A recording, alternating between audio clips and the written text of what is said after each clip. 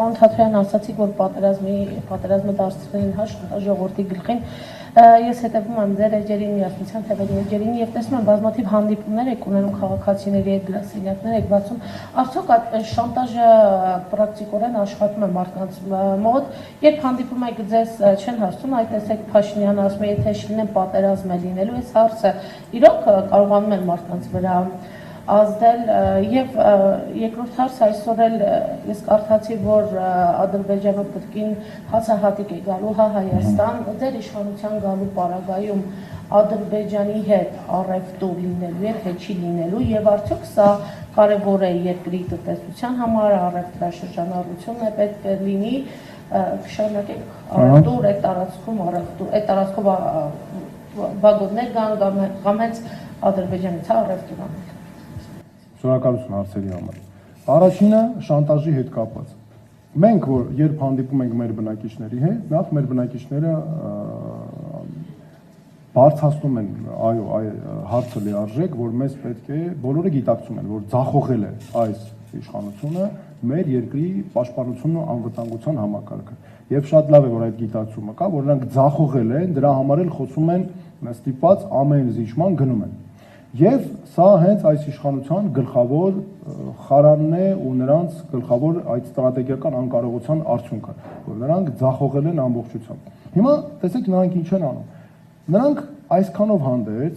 խաղում են մեր ժողովրդի վախերի վրա, հատկապես մեր մայրերի վախերի վրա են խաղում։ Եվ նրանք, գիտեք, ես շատ ուզում եմ մարդկային sense մի բան խոսենք։ Ես հասկանում եմ մեր ժողովրդի, մեր մայրերի հատկապես վախերը եւ հարգում եմ դա, որովհետեւ դա իսկապես մարդկային որակ է, դա կարող է լինել։ Բայց բոլորովին այլ բան է, որ Նիկոլ Փաշինյանը ընդհանրապես չի էլ մտածում մայրերի մասին, նրանց վախերի մասին։ Նա մենակ քաղաքական առումով մի բան գիտի, որ այդ վախերը կան։ Եվ ինքը խաղում է դրա վրա որպես նախընտրական գործիք է օգտագործում այդ ամենը։ Եվ դրա համար է, որ այո, նա շանտաժի է ենթարկում եւ շատ մեր քաղաքացիներ դա հասկանում են, բայց Նիկոլ Փաշինյանը այնպիսի վիճակ է ստեղծել, որ մարդիկ մտածեն անելանելի է ամեն ինչ։ Ոչ մի բան հնարավոր չի այլևս փոխել եւ ամեն ինչ որոշված է։ Դա համար մենք մեր ժողովրդին, քաղաքացիներին հիմա օգտագործելով այս առիթը ուզում եմ խնդրել, որ նրանք հստակ գիտակցեն, որ Նիկոլ Փաշինյանի կուսակցությունը պատերազմի կուսակցություն է, որ նրանց վերընտրվելու դեպքում հիմա այս պատասխանատու հայտարարում եմ Նիկոլ Փաշինյանի վերընտրվելու դեպքում պատերազմ է սպառնում Հայաստանի Հանրապետությանը, շատ իրական, որտեղ նրանք պատերազմի կուսակցություն են։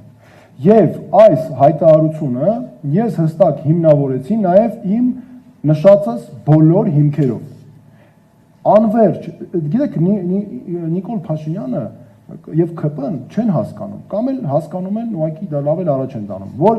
Ադրբեջանի պես պետությունը, ամբողջատիրական պետությունները եւ այլն,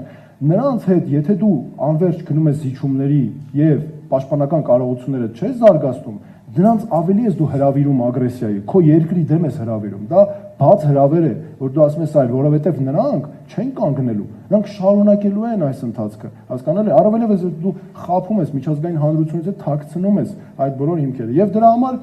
մենք մեր ժողովրդին պետք է ասենք, որ ժողովուրդ ջան, կան բոլոր հնարավորությունները, այդքան ամեն ինչ սահմանափակ չի, աշխարհը չի վերջանում Նիկոլ Փաշինյանով։ Ժողովուրդ ջան, մենք աշխարհում տեսեք ինչքան հզոր հայեր ունենք, հզոր հայրենակիցներ ունենք, մենք ինչ կարողություններ ունենք։ Գիտեք, Նիկոլ Փաշինյանից մոտ ես նկատել եմ, կա նաև հոգեբանական շատ մի հատ բան։ Իրենք որ պարտվել են, իրենց մոտ այդ պարտվողական հոգեբանությունը աշխատում է նաև այսպես հիմա։ Իրենք չեն հավատում մեր ժողովրդի ուժին։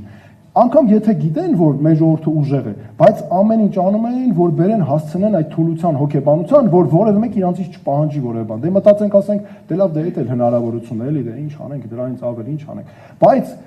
աշխարհը չի սահմանափակվում նրանցով։ Մենակ այդ պրիզմայից պետք չի նայել։ Մենք մասնագիտական ուժեղ հզոր կարողություններ ունենք, մենք անելու ենք այս հարցերը, լուծելու ենք այս հարցերը եւ կան բոլոր հնարավորությունները, մենք մեր ընկերները ունենք աշխարհում, հզոր ընկերներ ունենք աշխարհում։ Մենք մեզանով, ես ասում եմ նորից, Հայաստանում չկա հարց, որ մենք մեր ուժերով չկարողանանք լուծել։ Դրա համար մենք պետք է ունենանք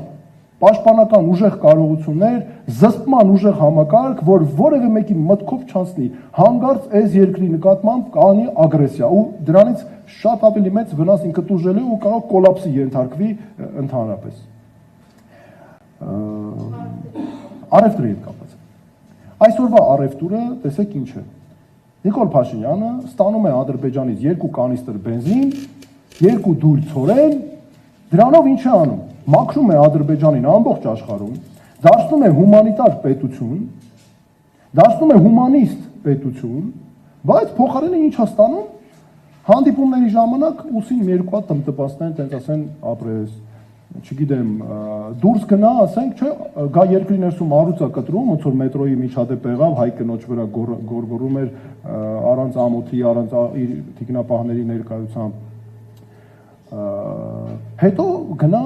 դրսում Ալիևին սուրճ հյուրասիրի, սուրճ առաջարկի, տանի տա, ինչքան հնարավոր սիրաշահի, այդ է ստանում։ Եվ հետո որ մենք աշխարհին գնանք, ասենք, ժողովուրդ ջան, գիտեք ինչ կա, ասենք որ Ադրբեջանը մեր նկատմամբ ուզում է հարձակվի, հարձակում գործի, ոչնչացնի մեր երկիրը։ Աշխարհը ասել է, այ ժողովուրդ ջան, դուք էս ինչ եք ասում, հրնայք ինչ հումանիստ երկիր է, ձեզ ցորեն է տալիս, ձեզ վառելիք ասում, ես Ադրբեջանը ասում, այ մարդես ինչ անշնորհակալ ժողովուրդ են, ինչքան անում ես, օգնում ես, չի օգնում, չի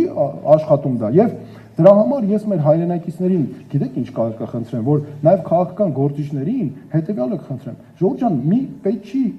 այս ցորենի ու այդ նավթի, բենզինի հարցը մի քիչ իջեցնել ներքև, որ ասենք կան չէ հայտարարություններ մեր գործիչներից ասում են, որ չգիտեմ, մեքենաները չեն աշխատի, շարժիչները կլսնեն, հատուկ են անում, որ իրանք հարստանան։ Սենց բաները Նիկոլ Փաշինյանը օգտագործում է իր օգտին։ Եվ որ ասում է